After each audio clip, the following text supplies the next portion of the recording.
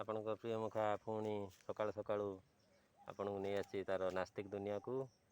ଯଦି ଆମଙ୍କ ଯୁବକ ଗୋଷ୍ଠୀମାନେ ନାସ୍ତିକ ହେବାକୁ ଚାହୁଁଛନ୍ତି, ତେଣୁକରି ମୋତେ ଫଲୋ କରନ୍ତୁ ଏବଂ ସପୋର୍ଟ କରନ୍ତୁ। ମୁଁ ଆପଣଙ୍କୁ ଅନ୍ଧବିଶ୍ୱାସଠାରୁ ଦୂରେଇ ରଖିବା ପାଇଁ 100% ଚେଷ୍ଟା କରିବି। ଆମ ଭାରତରେ ବର୍ତ୍ତମାନ ସବୁ ପ୍ରାୟ କହୁଛନ୍ତି ହିନ୍ଦୁ ରାଷ୍ଟ୍ର କରିବା, ହିନ୍ଦୁ ରାଷ୍ଟ୍ର କରିବା। ହଁ ଭାଇ, ଭଲ କଥା ହିନ୍ଦୁ ରାଷ୍ଟ୍ର କରିବା, କିନ୍ତୁ ହିନ୍ଦୁ ରାଷ୍ଟ୍ର କେମିତି କରିବା? ଯେଉଁ ହିନ୍ଦୁ ଭିତରେ ପରସ୍ପର କେହି କାହାକୁ ଛୁଉଁନାହାନ୍ତି। ପଇସାଟା ନେଲା ବେଳେ ପଇସାଟା ଛୁଅଁତା ନୁହଁ, କିନ୍ତୁ ସେ ମଣିଷଟା ଛୁଅଁତା। ରକ୍ତ ନେଲା ବେଳେ ସେ ମଣିଷଟା ଛୁଅଁତା ନୁହଁ, କିନ୍ତୁ ତାପରେ ଘରକୁ ଗଲେ ଛୁଅଁତା। ଆରେ ଭାଇ, ଜାତି ହଟେଇବା ପାଇଁ ଗୋଟେ ଆନ୍ଦୋଳନ କରାଯାଉ।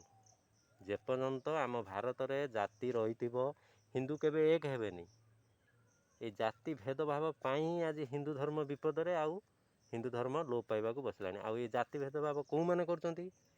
ସେଇ ବଡ଼ ଜାତିର ଲୋକମାନେ। ନିଜକୁ ବଡ଼, ଅନ୍ୟକୁ ଛୋଟ। ଆରେ ତାଙ୍କ ପଇସା ନେଲା ବେଳେ ତୁମେ ଛୁଅଁତା ହେଉନି, ତାଙ୍କ ରକ୍ତ ନେଲା ବେଳେ ଛୁଅଁତା ହେଉନି, ତାଙ୍କ କତରୁ ପରିବା ନେଲା ବେଳେ ଛୁଅଁତା ନାହିଁ।